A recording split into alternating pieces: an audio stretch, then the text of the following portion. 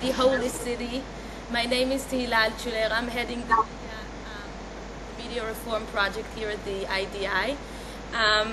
And together with me is the editor-in-chief of the Seventh Eye, Hanoch Marmari, whom you've been in contact with. And other guests, perhaps who can be called the pioneers of Israel's independent journalistic content group. That was a long sentence. So I want to start by addressing the first question to you. When we mentioned the possibility of establishing a non-profit investigative journalism initiative here in Israel, people reply very suspiciously, I would say. Is it to create a buffer that would be so efficient as to block the potential influence of the donor, of the funder, over the actual content of the journalistic work? So can you talk to us a little bit about that, about ProPublica's experience in that matter? Sure. You know, these are obviously real concerns, but I think in our experience, they are very much analogous to the concerns about traditional concerns about newspapers and their advertisers. Just as newspapers, good newspapers, do have in place checks to make sure that advertisers do not have influence on editorial content, and what in America we tend to call a Chinese wall between news and news and advertising. So you need a similar set of protections between donors and news. In our case, one of the important procedural safeguards we put into place was we do not discuss with our board, or which includes our chairman, who's our leading funder, or with any of our donors, forthcoming stories. We do not tell our board what we are working on specifically. We do not tell them when stories are coming. They never see stories before they're published. They see them when the readers do. I guess the other thing is disclosure is also sometimes important if you end up writing about things in which donors are involved. But basically, I think if you sail by the lights of the traditional relationship between newspapers and advertisers, you almost always come to the right answer on this question. Thank you. Just one more question, and then I'm going to ask the other participants to ask some questions as well. So ProPublica was funded with a generous donation from the Sandler Fund. And as I understand from what I've been reading about ProPublica, you're trying to diversify your sources of income. So can you elaborate on that a little bit? What strategies, if any, you use to gain revenue revenue from your outcomes, perhaps, or do you count on the same original model? You approach other funds in order to get some more donations. So can you talk a little bit about the sustainability of ProPublica? Sure. We, as you say, we started with almost all the money from the Sandler Foundation as late as 2009, I guess. They were probably 85, 90, maybe even 95% of the money that we got. We have taken them down year by year. First, I guess in 2010 to 62%, in 2011 to just under 50% of all the money, and in 2012 to 39%. And we hope this year to get it down to about a third. Almost all of the money still comes from philanthropy of various kinds. Some of it from small donors, not very much. A large number of small donors. We had 2,300 donors last year. Most of it from larger donors, which we would define as $50,000, 50,000 US dollars and over. I am convinced that for us at least, almost all the money is going to need to come from philanthropy indefinitely. We do sell advertising, have for a couple of years. But as you know, one of the big problems that's causing this problem is there is less and less money, particularly in online advertising, and I think that's simply a question of supply and demand. Supply is exploding and demand is about constant, so you have falling prices. We sell content where we can, but there is not an enormous amount of money in that, and again, a big part of the problem is nobody is willing to pay for what it costs to do a large investigative journalism project. If they were, we wouldn't probably exist in the first place.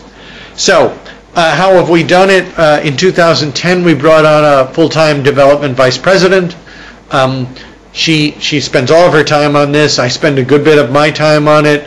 Paul Steiger, who was our founder and was our president until the end of last year, is now our executive chairman and also spends some time on it, as does our founding chairman, Mr. Sandler, who's in many ways probably still our leading fundraiser.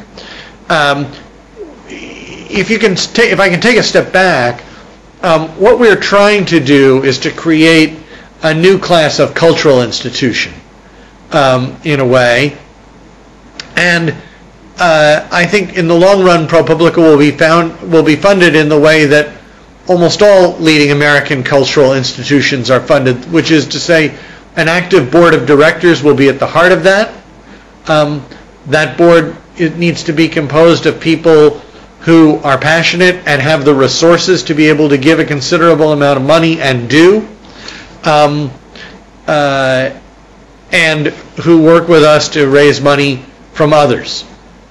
We doubled the size of our board last year from 5 to 10, and brought on people who are beginning to be able to help us pursue that vision of a board.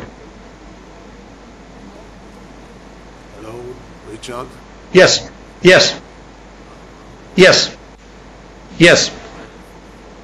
would like just Yes. the sustainability of the inquisitive editorial board in ProPublica. So one question that bothers us is whether when you have, let's say, an ongoing investigative story, does the editorial board discuss it with management side of the paper, let's say, considering whether to go on working on a story or to shelve it when there is a cost-benefit consideration in it. Now, Yeah. now or later? Well, why don't we take it one at a time? Yes. The answer to that would basically be no. The editorial side of the house is responsible for editorial operations. I actually wear a number of hats at ProPublica, so I run the business side. I'm also the in-house legal counsel, so I'm involved in the editorial process wearing the legal hat. Most of this, I do pre-publication review for legal reasons of most of our larger stories. But when to start and what story, if you think it will going to be a huge expense, for instance?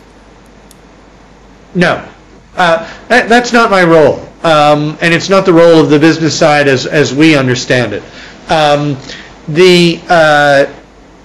It's not the role of the lawyer. The lawyer's role, as I was trained in the American newsroom tradition, is to figure out ways to get things published, not to stop them from being published, and to figure out ways to minimize risk, but not to tell people when not to publish something.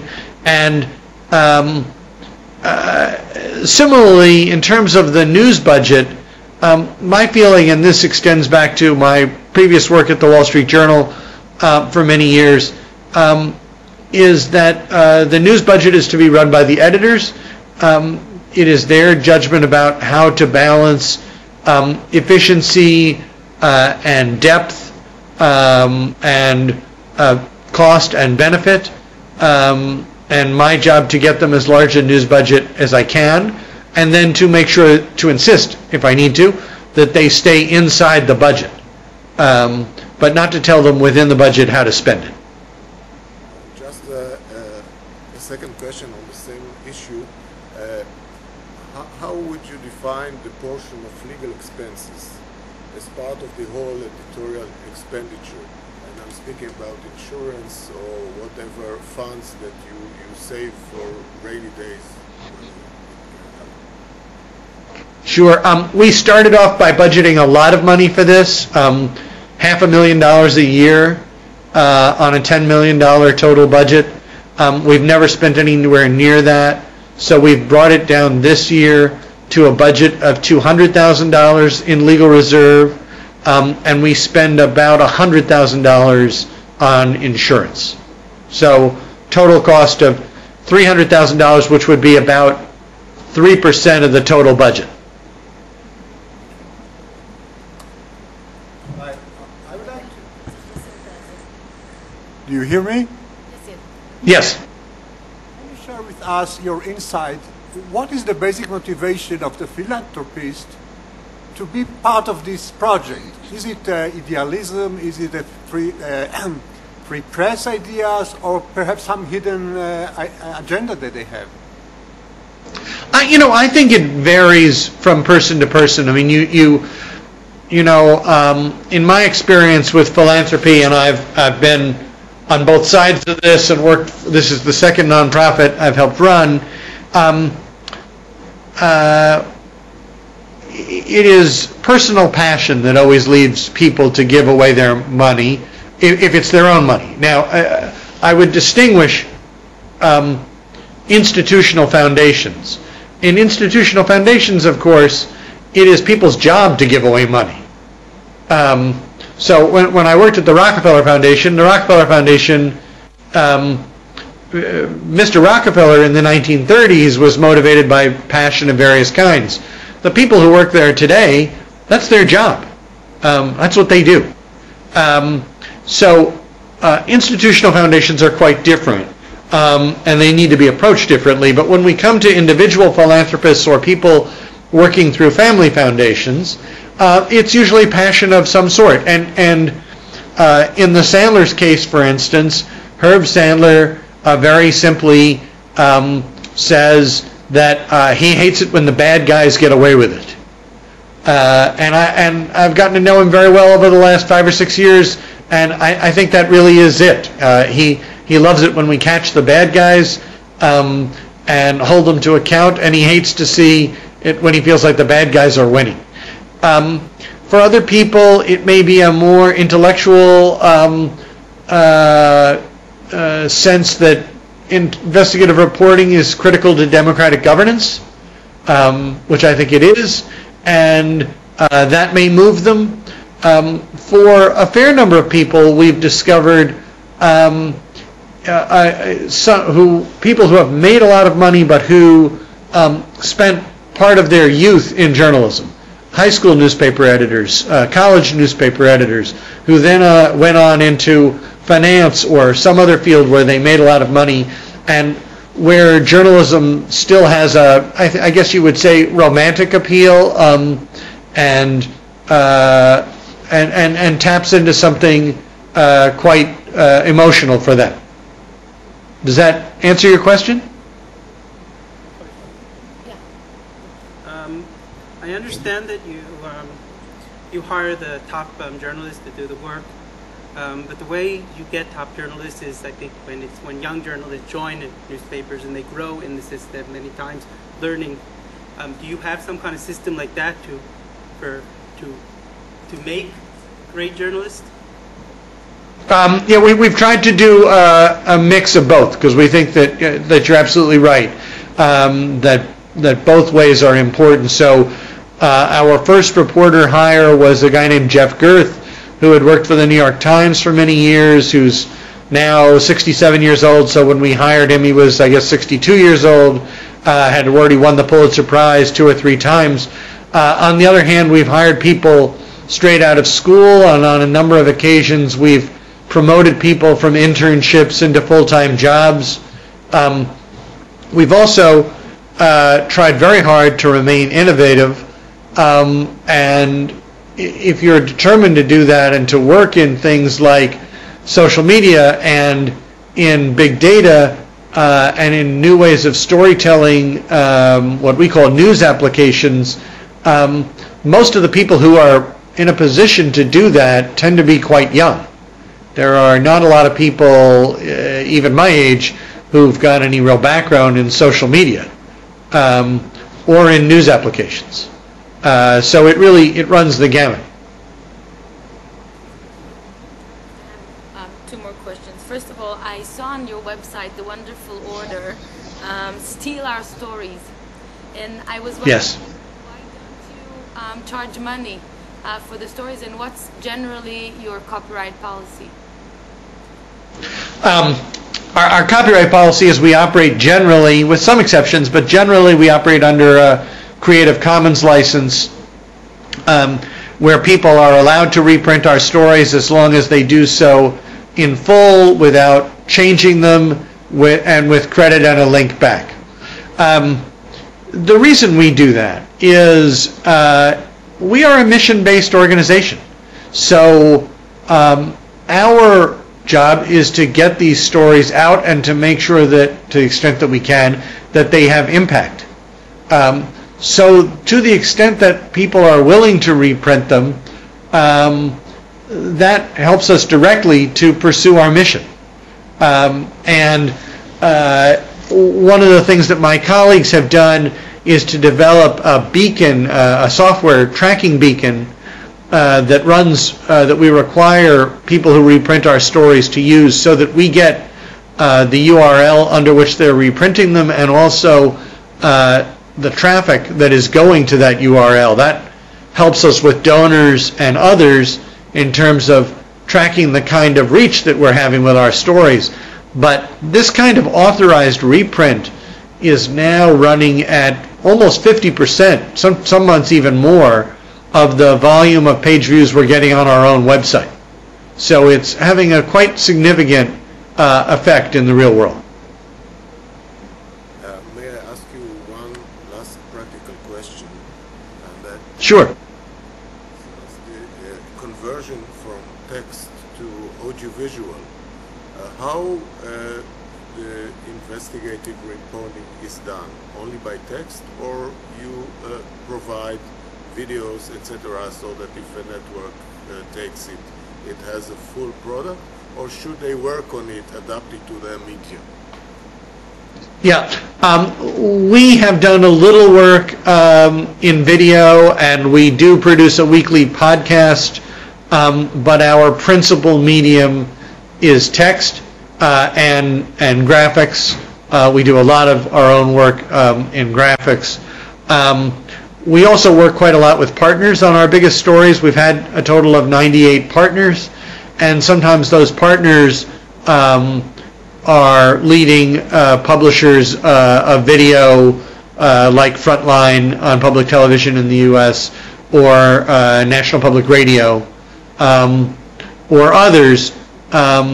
When we produce in partnership with them, they bring the video or audio production capability. So sometimes our stories are simultaneously produced in multiple versions like that.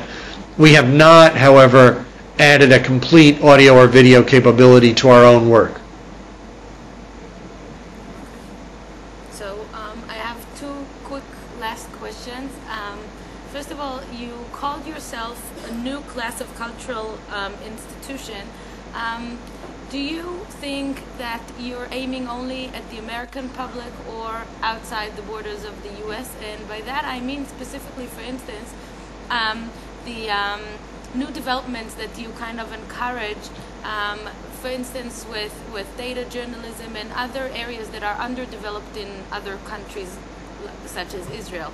So if we would like, for instance, to share ideas and notions of data journalism and experience in data journalism, is that something that you might be interested in doing? Sure. I mean, we're happy to evangelize. We're happy to help. I mean, happy to do this meeting today. Our audience, the audience at which we are aiming our content is a U.S. audience. I mean, you need, I think, any editorial product needs some conception of audience, and that's ours. We recognize that we know from Google Analytics that about 15% of our audience, in fact, is outside the U.S. On an average day, but that is not our intent. We're not looking to franchise our operation, but we are interested in helping people. On the data journalism, for instance, we have a program that's sponsored by the Knight Foundation on paired programming, where we help people learn to do the kinds of what we call news applications work that we do, and invite people to come to our office in New York for a few days, up to a week, to deepen their skills in that. And we would certainly welcome somebody from your shop to apply for that. It's called P5, and if you look on our site under P5, you can find the details. One last question, and that will probably sum up everything. You've mentioned the word impact as one of your missions. Was that a traditional media mission as well? Or this is something new, and it actually characterizes the fact that you're a non-profit instead of a model?